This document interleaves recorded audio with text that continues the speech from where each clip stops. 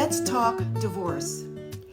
Divorce is one of the few life experiences where you're expected to grieve quietly and move on quickly while carrying the full weight of judgment. In many faith communities, divorce isn't seen as a painful personal decision. It's treated like a moral or spiritual failure. And the moment someone says, "I'm divorced," they are met with side eyes, silence, or subtle pity. And some are asked to step down from leadership. Others are told they should have prayed harder or submitted more, or they need to learn to suffer well. As if staying in betrayal, abuse, emotional abandonment, or narcissism is somehow more righteous than choosing peace. They are condemned without context, labeled without love, and silenced without any form of support, while forgetting that behind every divorce is a story. A person who fought to stay, tried to forgive, pleaded with God for change, and finally surrendered to a hard truth. Staying would have cost them their sanity, their health, and perhaps even their life.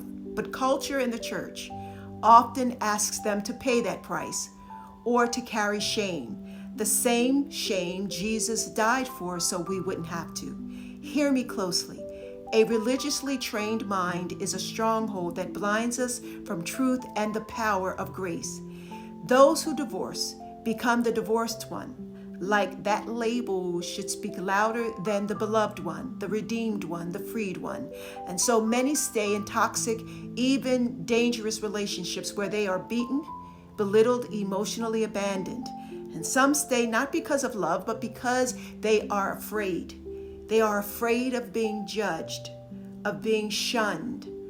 They are afraid of being spiritually disqualified. That's not faith, that's bondage dressed up in religion. Too many people have been made to believe that divorce is the unforgivable sin, that it stamps you with shame, cancels your calling, and fast tracks your soul to hell. Meanwhile, gossip is excused, backbiting is normalized, judgment is dressed up as concern, and pride, it's paraded around as spiritual maturity. But let's tell the truth. God never ranks sin the way people do. He never said divorce will damn you to hell. But slander and self-righteousness just may make you a little messy. The same Bible that speaks of covenant also speaks of compassion. The same Jesus who upheld truth also warned us, "Judge not lest you be judged." So let's be very clear. There are people who stayed in marriages and lost their souls in the process, ended their lives, developed physical illnesses as a result of anxiety and fear. But then there are those who divorced and finally found healing, peace, and restoration in God.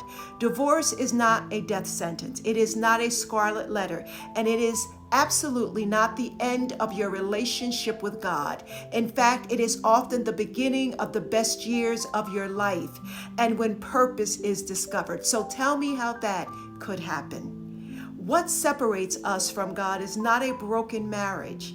It's a hardened heart and broken relationship with God. Here is the real tragedy.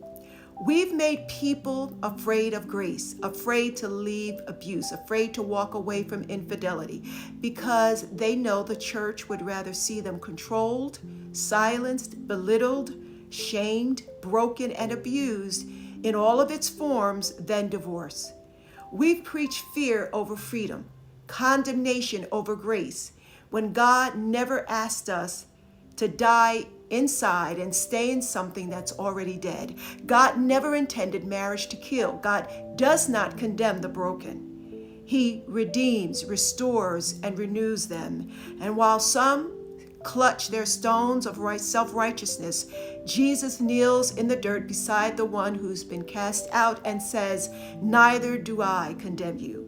There is grace for every story, every addiction and loss. And whether your religion and your culture or your community accepts that or not, God does. Grace is greater than judgment. It frees us from the power of guilt, shame, and condemnation. It's not something you earn. It is a divine gift.